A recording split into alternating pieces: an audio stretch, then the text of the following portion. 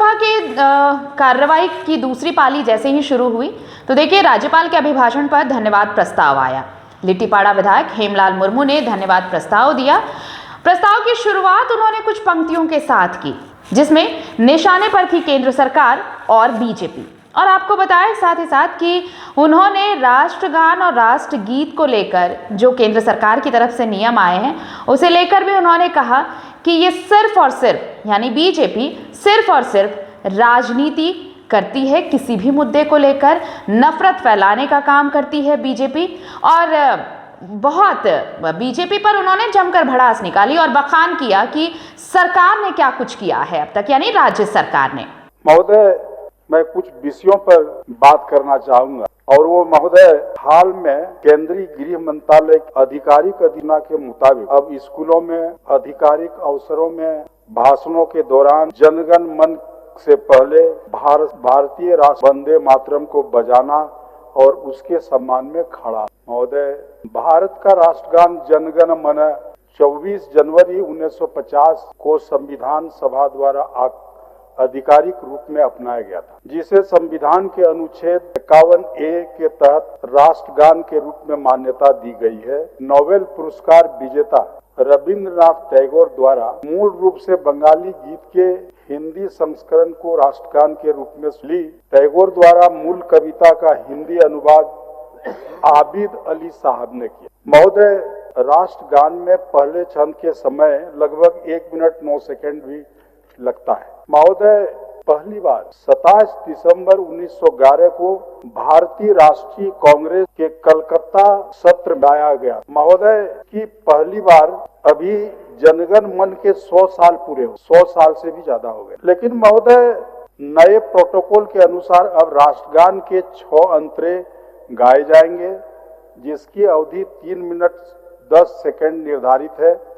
राष्ट्रगीत वंदे मातरम सभी सरकारी आधिकारिक कार्यक्रम में अनिवार्य कर दिया गया है। महोदय, राष्ट्रीय गीत वंदे मातरम, इसका उल्लेख संविधान में नहीं, इसका कानूनी पक्ष अभी भी विवादित बनी हुई है। मुस्लिम विद्वानों और संगठनों का मानना है कि गीत के कुछ छंदों में भारत के देवी दुर्गा के रूप में पूजना इस्लाम के एकेश्वरवाद के विरुद्ध है और इसीलिए राष्ट्रगीत महोदय 1937 में मुस्लिम लीग ने वंदे मातरम के अंतिम 4 छंदों को हटा दिया। वर्तमान बीजेपी सरकार द्वारा अब सामान्य रूप से गाए जाने वाले संस्करण में सभी 4 छंदों को शामिल किया गया है। आनंद मठ से जुड़ाव बंकिम चंद्र चटर्जी रचित इस गीत को आनंद मठ उपन्यास से लिया गया है। इस उपन्यास में यह गीत भावानंद नाम के सन्यासी द्वारा गाया गया था।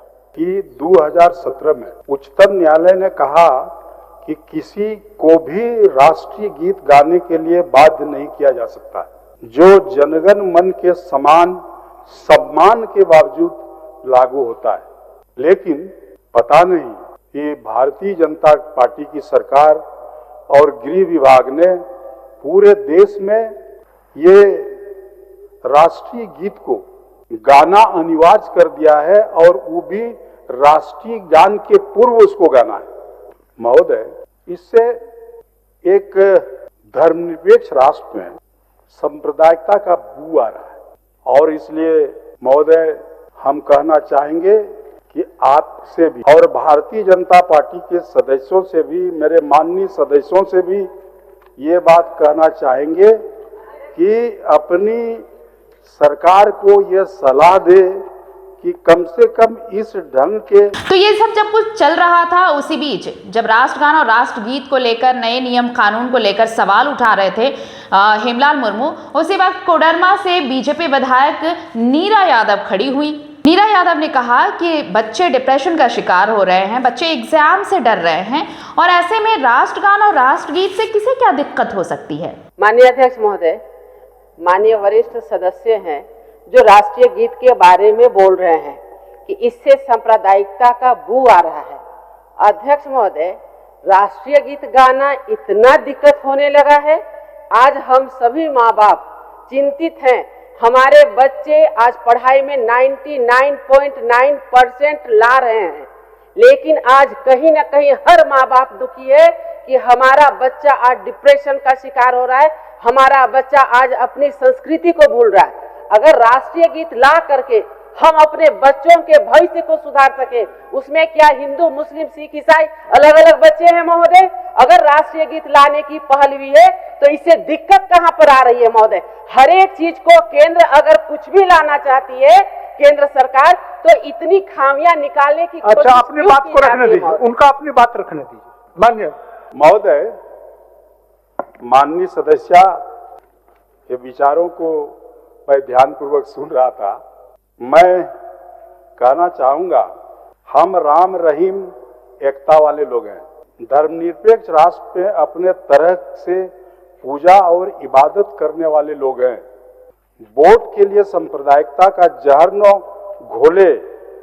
देश की आजादी में कई महान मुसलमान स्वतंत्रता सेनानियों का योगदान और बलिदान है।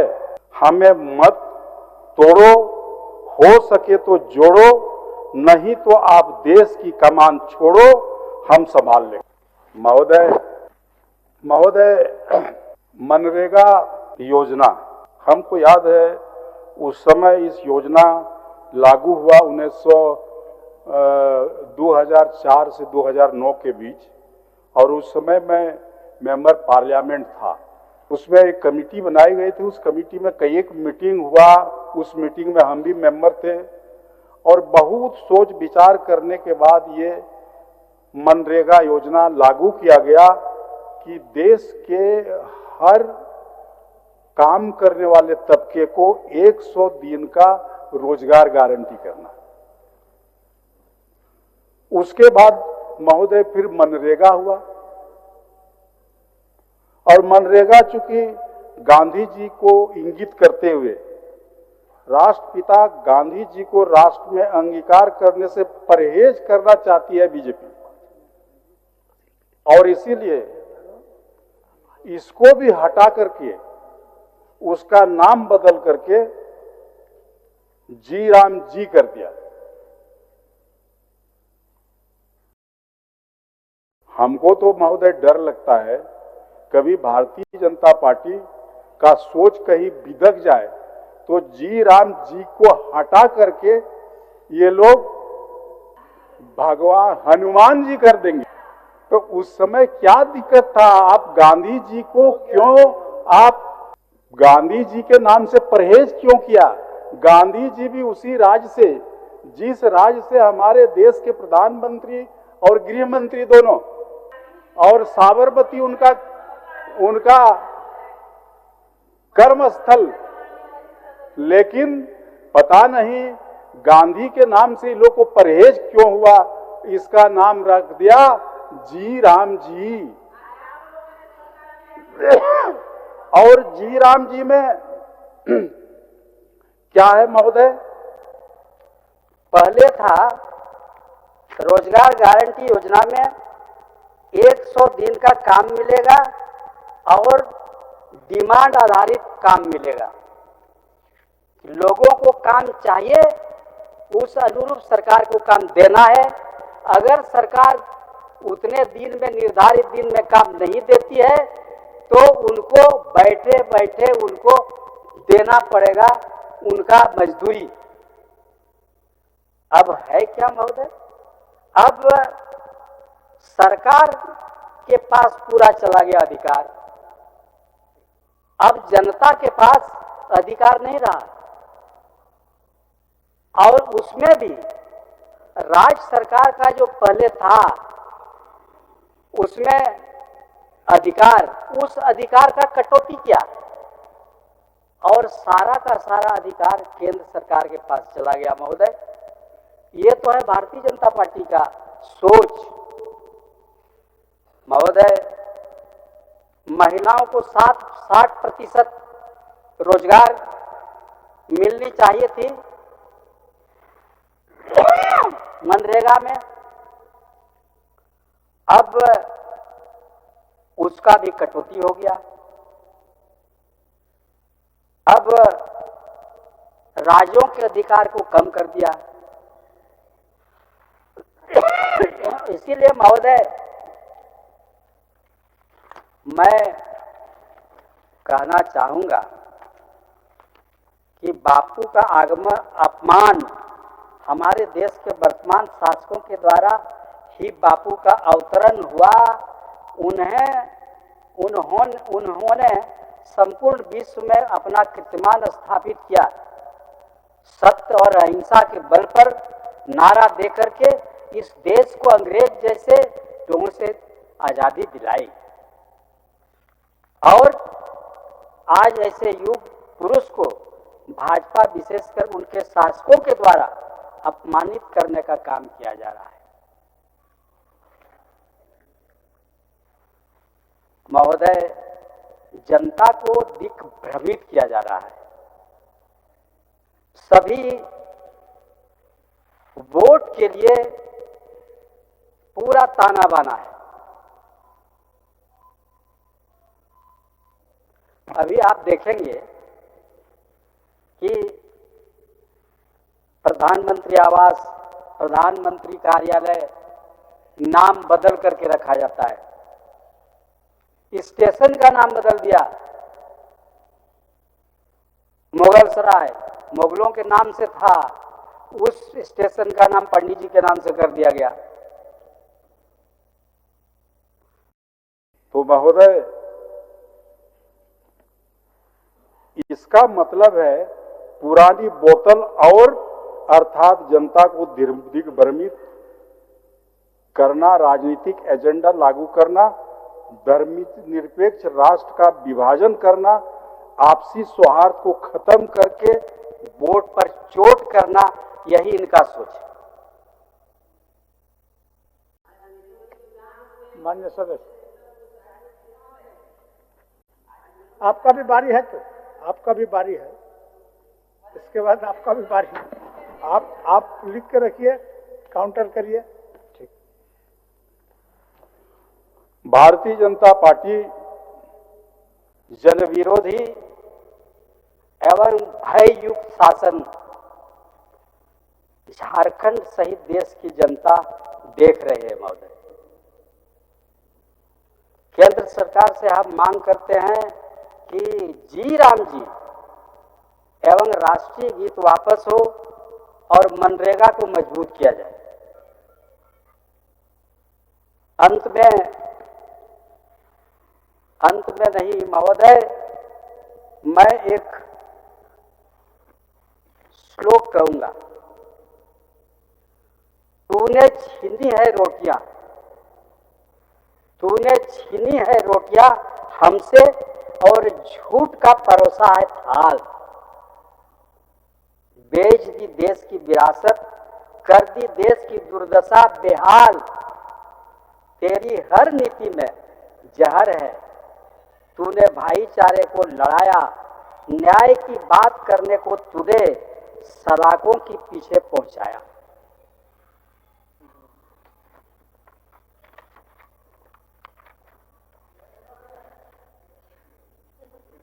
अब समाप्त कर रहे हैं।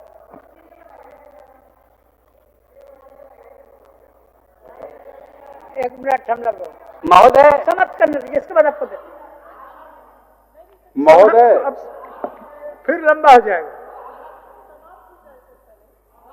महोदय, पेशा कानून, महोदय, पेशा कानून आदिवासियों की हितों की नौटंकी करने वाली भाजपा, आदिवासी संस्कृति, इसकी सभ्यता को सुदृढ़ करने वाला कानून पेशा एक्ट अपने शासन काल में ही लागू किया तो उनके पेट में दर्द होने लगा और तरह तरह के बयानबाजी हो रहे हैं कि ये नहीं हुआ, आदिवासियों को ठगा गया, आदिवासियों को लिए पेशा कानून में ये जोड़ना था। महोदय, सरना धर्म कोड का विरोधी भाजपा है। आदिवासियों का चिर लंबित मांग सरना धर्म कोड हमारी सरकार झारखंड विधानसभा में पास कराकर भेजती है, लेकिन केंद्र सरकार इसको बराबर दरकिनार करते रही है। यहां तक कि इसके आका आरएसएस प्रमुख मोहन भागवत जब 24 जनवरी को झारखंड जनजाति सम्मेलन में आते हैं तो वो सरना धर्म कोड का विरोध का भाजपा के एजेंडा को बेनकाब करते हैं।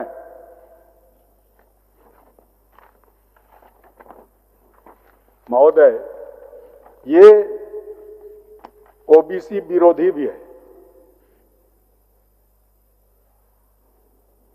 ओबीसी का वोट लेती है लेकिन ओबीसी विरोधी है,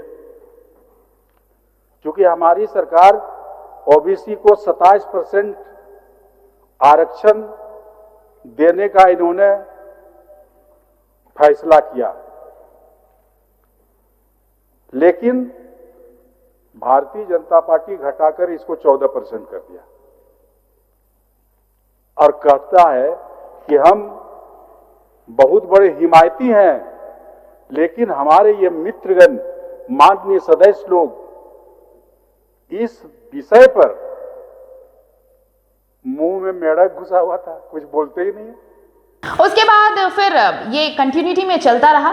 हेमलाल मुर्मू ने अपनी बात जारी रखी, वो पूरी करना चाह रहे थे अपनी बात। इसी बीच देखिए, वरिष्ठ विधायक, माफ कीजिएगा अगर आप वरिष्ठ बोलेंगे तो शायद वो फिर नाराज हो जाएंगे, लेकिन अनुभवी तो हैं भाई।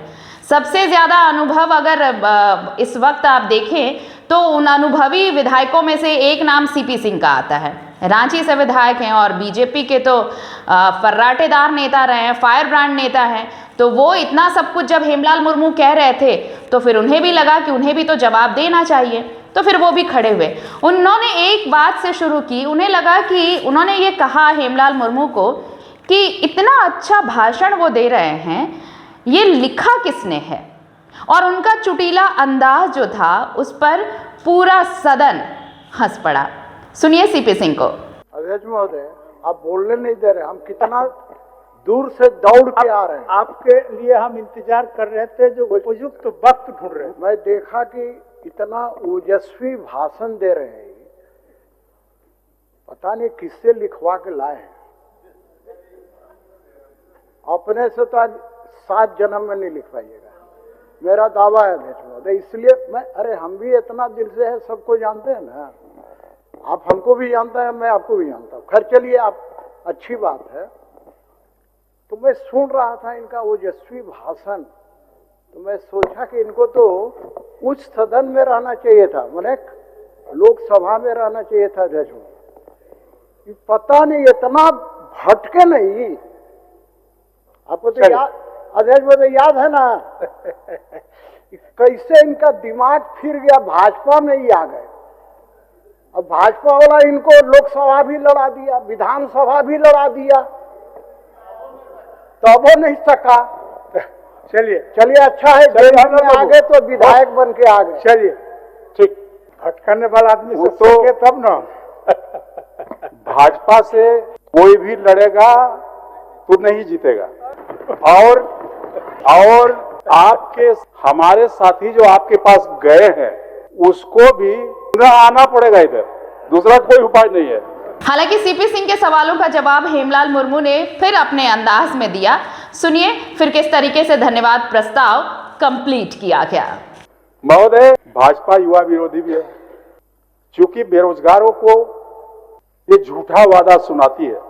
शुरू में तो ये कहे कि प्रति वर्ष 2 करोड़ नौजवानों को नौकरी देंगे, लेकिन दिया नहीं। और हमारी सरकार यहां पर नौकरी दे रही है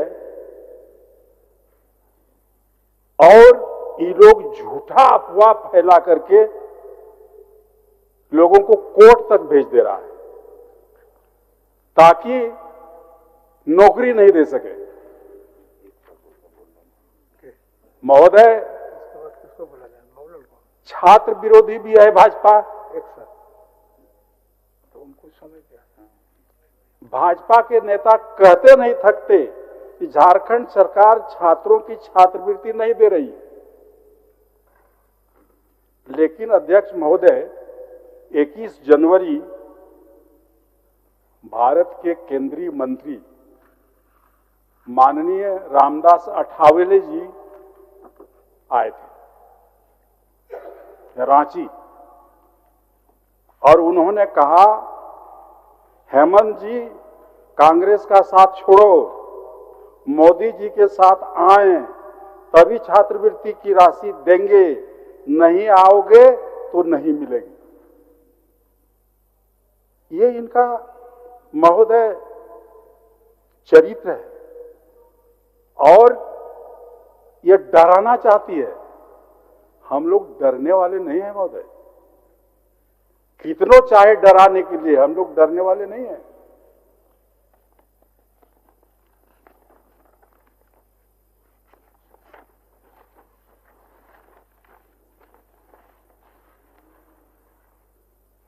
महोदय, इस राज्य में, झारखंड प्रदेश में भाजपा द्वारा अस्त व्यस्त करने का कोशिश किया जा रहा है। कभी एनआरसी तो कभी एसआईआर, कभी बांग्लादेशी घुसपैठी। इसकी मंशा पूरी नहीं हो रही है। बांग्लादेशी घुसपैठिया का मामला इतना तूल ये लोग दिया, लेकिन बांग्लादेशी घुसपैठिया मिला नहीं। और जो बांग्लादेशी घुसपैठिया के नाम पर उस क्षेत्र में, खास करके सत्तारपुरा के क्षेत्र में चुनाव में जो ये लोग कैंपेन किया, वहां हम लोग जीते।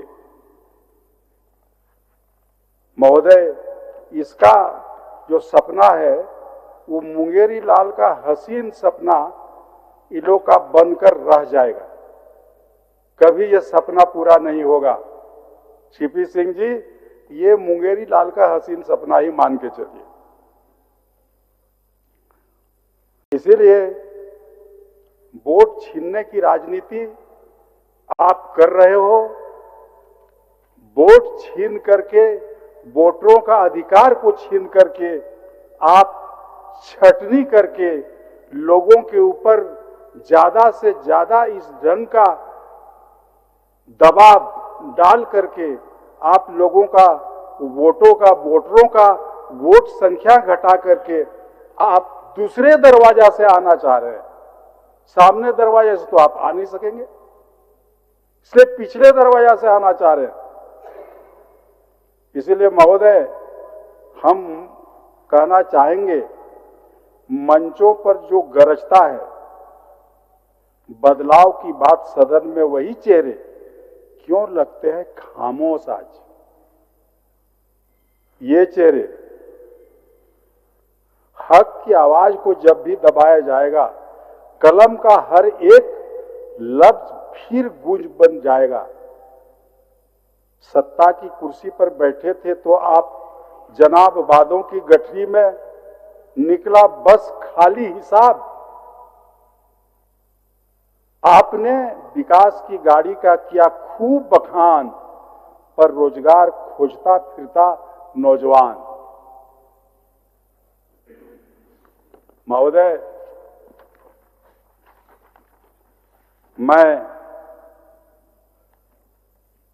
मेरा समय भी हो गया।